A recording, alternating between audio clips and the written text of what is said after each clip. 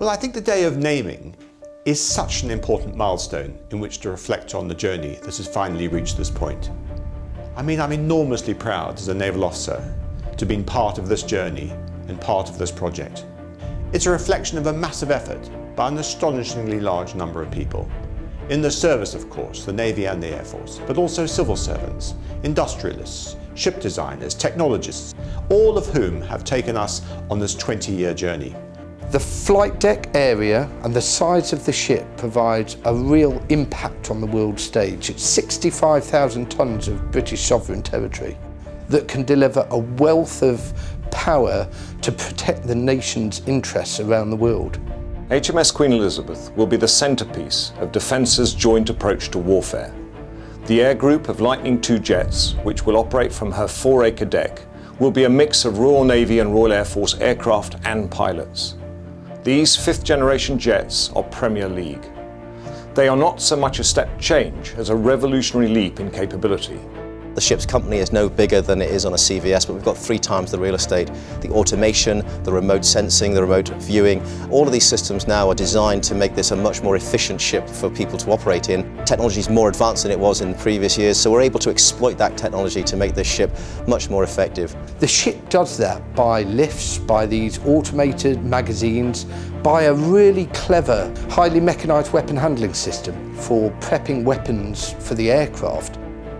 The ship and the aircraft have been designed with each other in mind from the outset. The automation on the ship will absolutely improve the orchestration required in order to launch and recover these aircraft.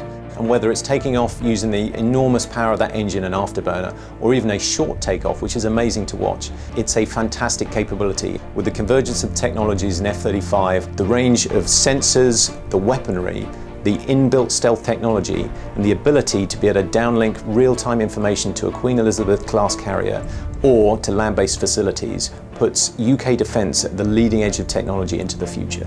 It's probably one of the biggest systems integration tasks that the UK have ever seen. Not only is it interconnecting the ship, but the systems then interconnect with a vast degree of systems off board, from satellites to surveillance aircraft and back to joint command centres back in the UK.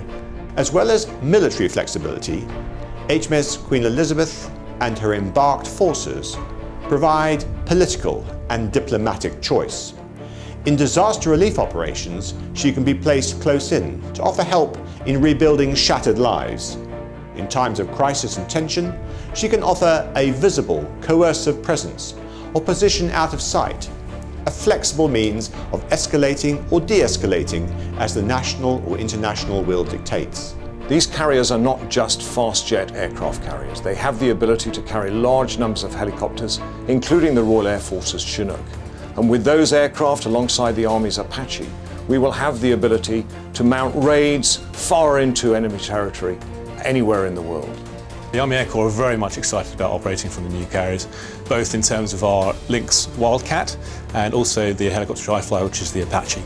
These carriers will allow us to strike with the Apache further inland with bigger munitions load, greater fuel, bigger reach, and thus we can protect the nation's interests far better. HMS Queen Elizabeth is also serving as a turbocharger for deeper international partnership. Already, Royal Navy and Royal Air Force personnel are being trained in carrier skills in the United States, and our personnel are also serving within the French Carrier Strike Group.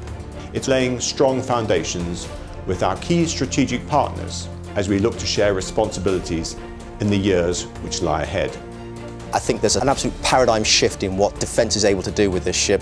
We've seen what we can do with our current ships, a ship 3 times the size, with the firepower that we can deploy and the humanitarian support we can offer. It's a legacy for the Royal Navy. She'll have new radars throughout her life, new computer systems. So all of that stuff that makes a ship work will change over time. And of course, if I just project forward to the outer service date, which will be in close to 50 years' time, and just think that the last CO of this ship hasn't been born yet, it really does show you that it is a once-in-a-generation decision. In this new century, HMS Queen Elizabeth heralds a new era of inter-service and international partnership. And in offering genuine strategic choice in support of our nation's interests around the world, she will be the jewel in the crown of UK defence.